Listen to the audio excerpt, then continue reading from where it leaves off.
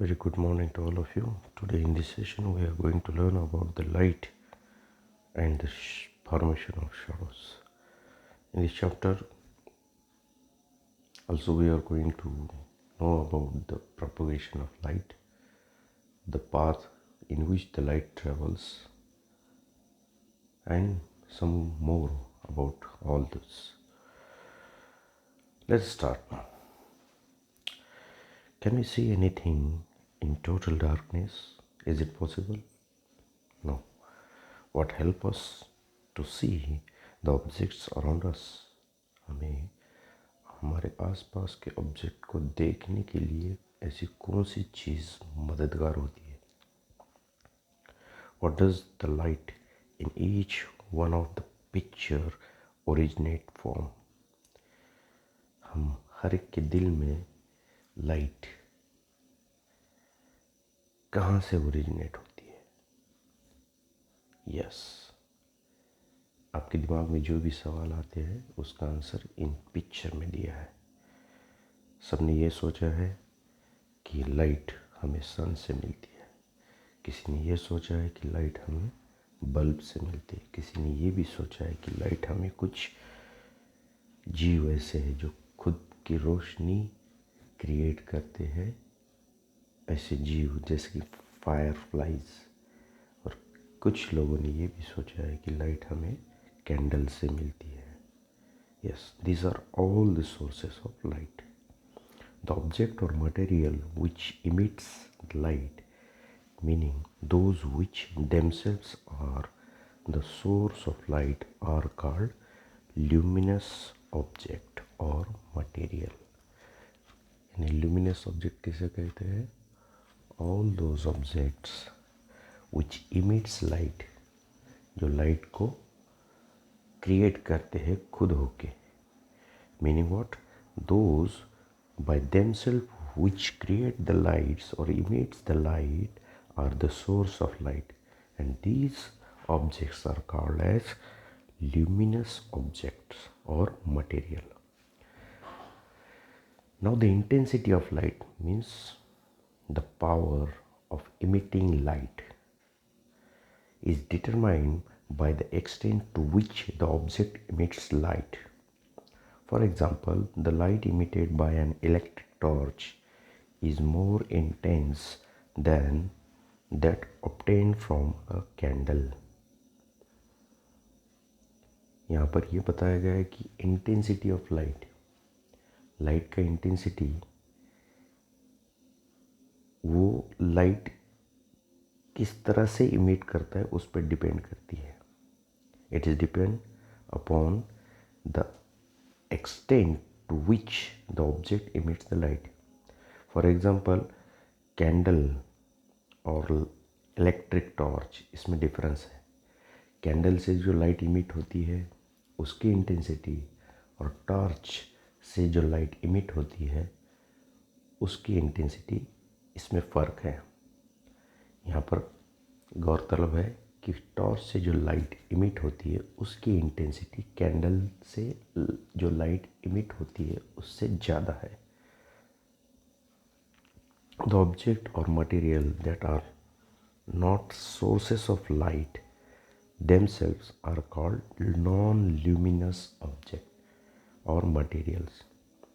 यानी खुद होके जो ऑब्जेक्ट लाइट क्रिएट नहीं करते, लाइट इमिट्स नहीं करते, उसको हम नॉन लुमिनस ऑब्जेक्ट कहते हैं. सम मैन मेड ऑब्जेक्ट्स और materials also emits light. These are called artificial sources of light. इसको हम आर्टिफिशियल सोर्स ऑफ लाइट कहते हैं. These are artificial sources of light. For example bulb है, tubes है, ये सभी आर्टिफिशियल सोर्सेस हैं. इंसान ने बनाए हुए ऐसी चीज़ें जो लाइट इमिट्स करती है उसको हम आर्टिफिशियल सोर्सेस ऑफ लाइट कहते हैं. Sun is the ultimate source of light for all of us on earth. Sun ये main natural source of light है other stars has been seen here in night sky. Night sky में हमें दूसरे star भी देखने को मिलते हैं, वो भी सोर्सेस ऑफ लाइट है. कुछ फायर फ्लाइज है, वो भी खुद होके लाइट को इमिट करते हैं. These are also sources of light.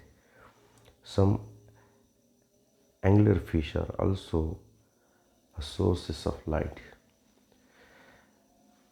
as well as we have example of honey or mushroom. These are also sources of light. Not all, but some honey and mushrooms are also sources of light. Now आपको ये काम करना है. By using your brain power, you have to make the list of luminous object and non-luminous object. चीज़ों में classification करना है. Natural और आर्टिफिशियल सोर्सेस ऑफ लाइट, इसका भी लिस्ट बनाना है. Make a list of some luminous object and the substances and classify them into natural and artificial source of light. Now let us see how the light is propagated, the way in which the light is propagated. Let us see that.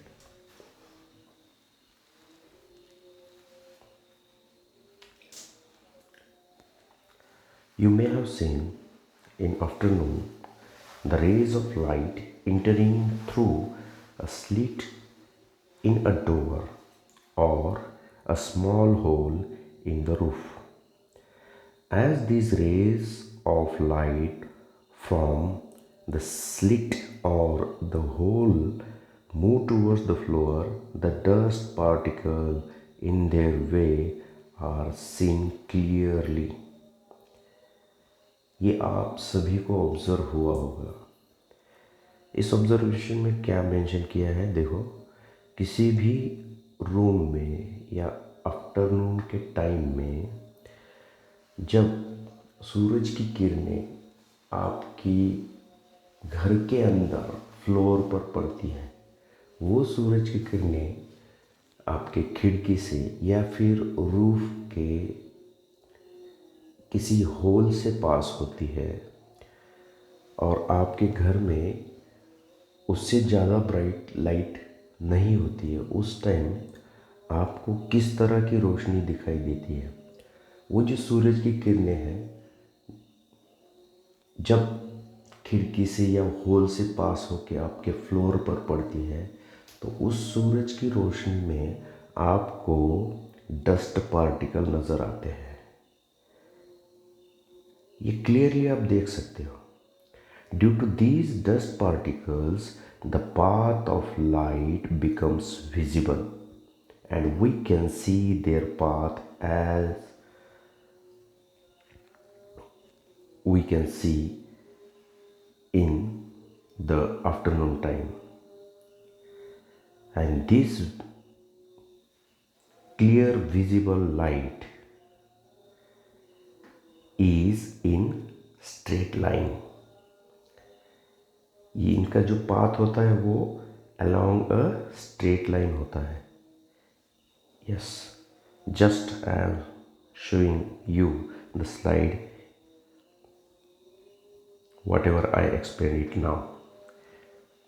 ठीक है, इस तरह से आपको वो रोशनी दिखाई देती है.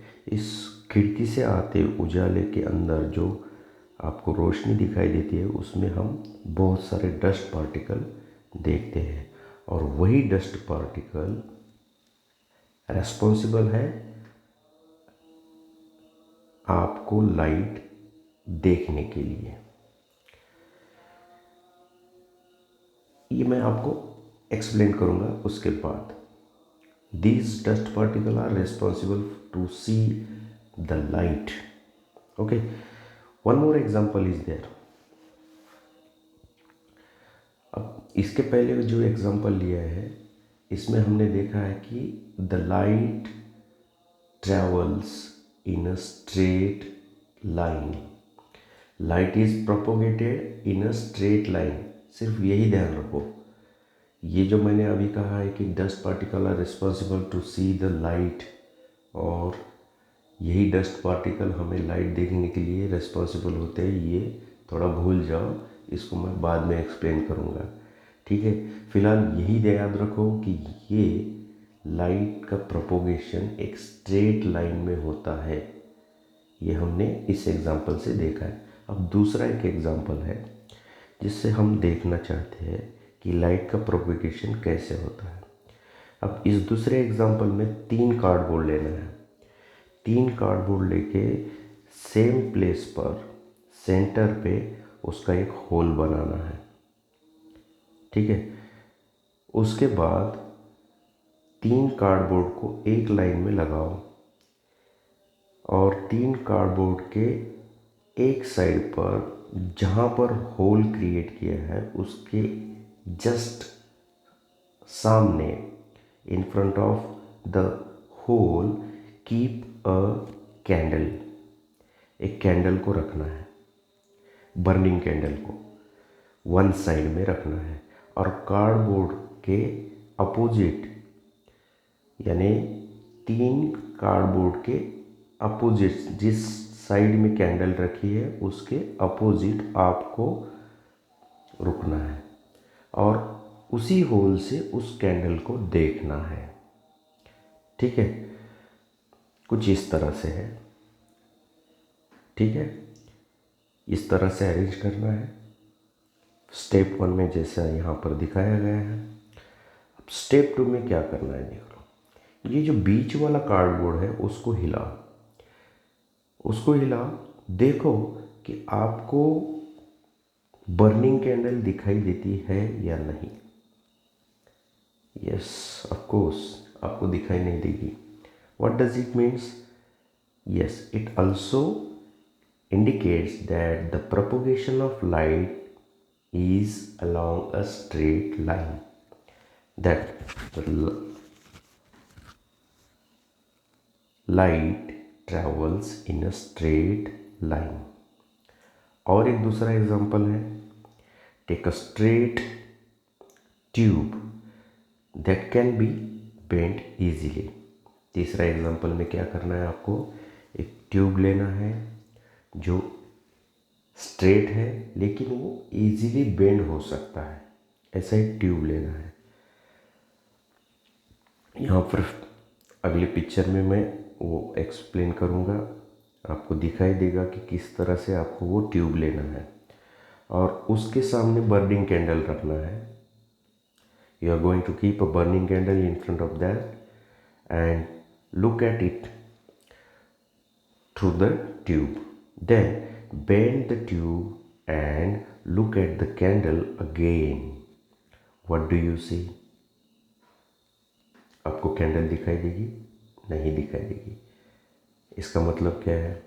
जब आपका ट्यूब स्ट्रेट था उस टाइम आपने स्टेप 1 में कैंडल को इजीली देख सके, लेकिन जैसे ही आपने ट्यूब को बेंड किया है, at that time it was not possible to see the burning candle. What does it indicates? It also indicates that light travels in a straight line. This is called the linear propagation of light. इसको ही हम क्या कहते हैं? Linear propagation of light. इन तीनों example में हमने explain किया है कि light travels in a straight line and this is called as linear propagation of light. Now let us see the reflection of light. Light का रिफ्लेक्शन देखेंगे. अब मैंने इसके पहले जो कहा था फर्स्ट वाले एग्जाम्पल में, उसको अब ध्यान में लाना है कि how do we see an object. हम लाइट किस तरह से देख सकते हैं या फिर लाइट में कोई भी ऑब्जेक्ट किस तरह से देखा जा सकता है.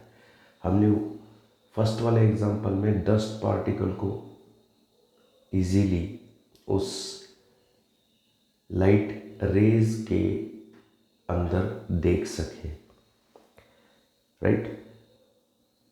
उस डस्ट पार्टिकल को देखने के लिए हम जो पॉसिबल हुआ है, हमें देखना उनको पॉसिबल हुआ है, it is all because of this one, that is reflection of light.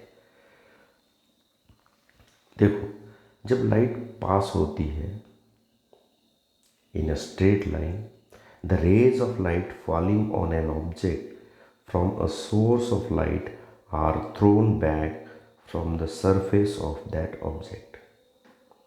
The rays of light falling on an object from a source of light are thrown back from the surface of that object. This is called the reflection of light. इसी को हम reflection of light कहते हैं। We see the object when the light is reflected, the rays reaches in our eyes. वही raise हमारे आँखों तक पहुँचते हैं और यही कारण होता है कि हमें अच्छी तरह से ऑब्जेक्ट नज़र आते हैं। Without the reflection of light, it is not possible to see ourselves an object. Means the reflection of light is responsible to see the object. हमें डस्ट पार्टिकल दिखाई देते हैं, लेकिन डस्ट पार्टिकल देखने की वजह क्या है कि लाइट उस डस्ट पार्टिकल से रिफ्लेक्ट होके हमारी आंखों तक पहुंचते हैं, इसीलिए हमको वो दिखाई देते हैं। The rays of light falling on an object from the source of light are thrown back from the surface of that object, and this is nothing but the reflection of object. Stars are luminous. सभी stars luminous हैं. They emit their light by its own. The planets, satellites are non-luminous. ये सभी non-luminous है planets, जैसे कि हमारी अर्थ ये non-luminous है। Sunlight reflected from the surface of moon reaches us.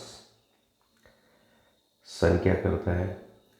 अपनी लाइट्स सभी प्लैनेट पर पहुंचाता है, हमारे मून पर भी पहुंचाता है।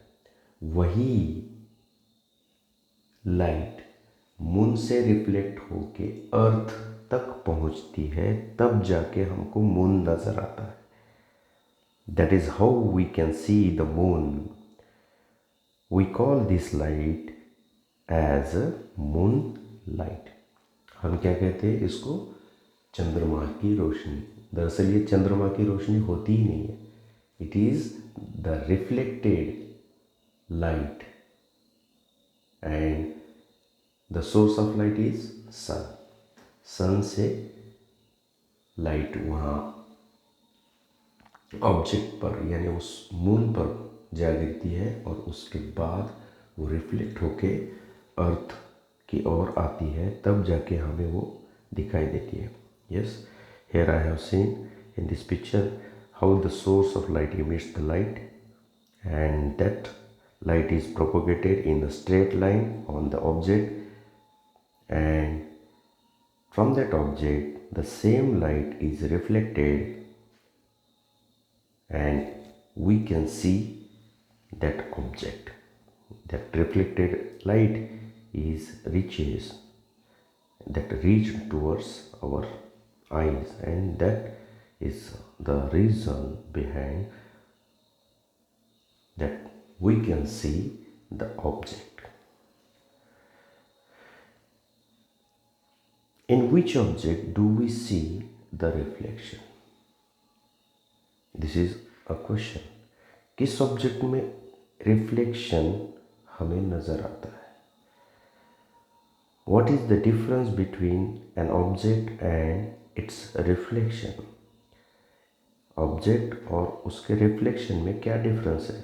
What causes the difference? क्या रीज़न है उनमें डिफरेंस पाने का? अब ये कुछ ऑब्जेक्ट हैं आपको नज़र आते हैं, इनसे रिफ्लेक्शन ऑफ लाइट किस तरह से होता है, किस हद तक होता है, ये हम देखेंगे। ऑल दिस सोर्सेस, ये जो ऑब्जेक्ट यहाँ पर दिखाई दे रहे हैं, मिरर, वुड, कांच and plates, these all objects are responsible to reflect the light। लेकिन हम यहाँ पर देखेंगे कि लाइट का जो रिफ्लेक्शन है from all these three surfaces, when you see the face in the mirror, the light is reflected from your face, falls on the mirror and get reflected back again। That is why you can see the image of yourself in the mirror।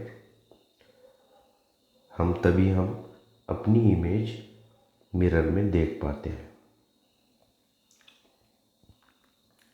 Do you see your image in a glass pane? You do, although it is somewhat faint।